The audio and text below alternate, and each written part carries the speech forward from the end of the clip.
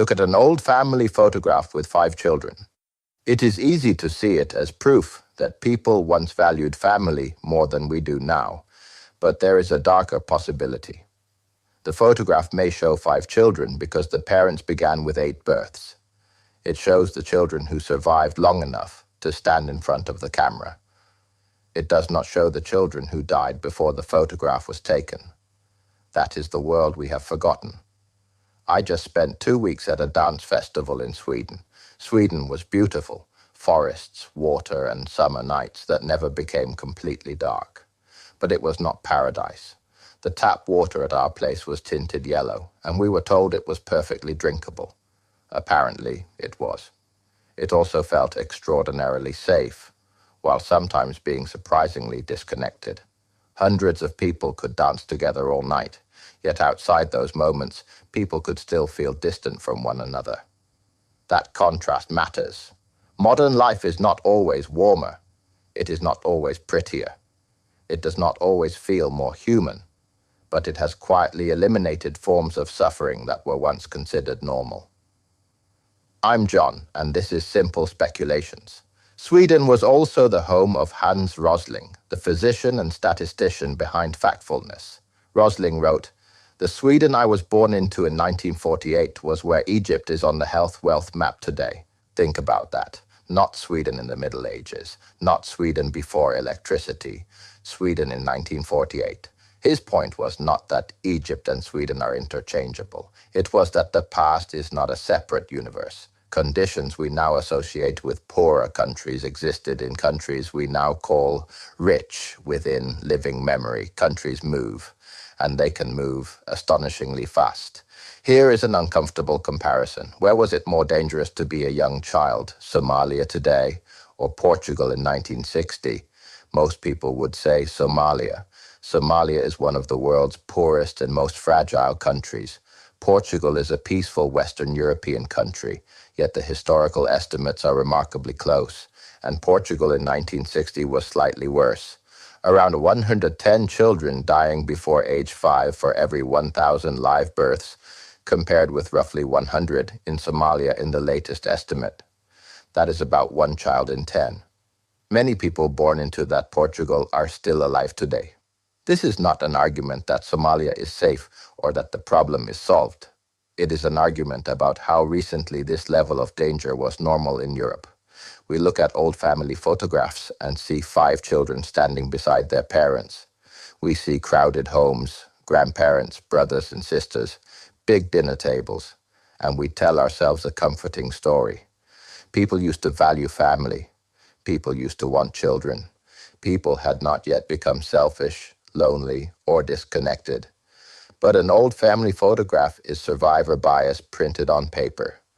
A family with 8 births did not necessarily become a family with 5 adult children.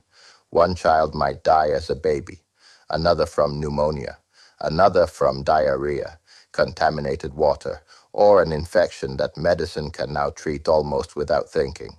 The parents loved them, they named them, they held them, and sometimes they buried them. Large families existed for many reasons. Children worked. They supported parents in old age. Women had far less control over sex, work, and family size. Religion and social expectations mattered enormously. But behind all of those explanations sat one brutal uncertainty. Parents could not assume every child would survive. Imagine becoming a parent under those conditions. Your child develops a fever. There is no emergency department, no antibiotics, no reliable ambulance, no certainty that the doctor has anything useful to offer. You wait, and you hope. Today, when a child dies in Sweden, Germany, or Portugal, it feels as if reality itself has broken. It is one of the worst events we can imagine. That reaction is historically new, not because earlier parents loved their children less, because death was too common to be treated as impossible. Then the numbers collapsed. Since 1990, the global under-5 mortality rate has fallen by about 60%, from 93.5 deaths per 1,000 live births to 37.4. That happened in a little over 3 decades, not over thousands of years, not since the Roman Empire. Within the recent memory of people watching this video, Millions of children still die before their fifth birthday. That is terrible. But millions more now survive. That is also true. The second truth gets almost no attention because gradual survival is not breaking news. There is no headline every morning saying, another 20,000 children did not die today. But that is what progress often looks like, quiet non-events. The infection that did not become fatal. The birth that did not kill the mother. The contaminated water that never reached the tap. The vaccine, the oral rehydration salts, the antibiotics, the sanitation system, and the trained midwife that arrived in time.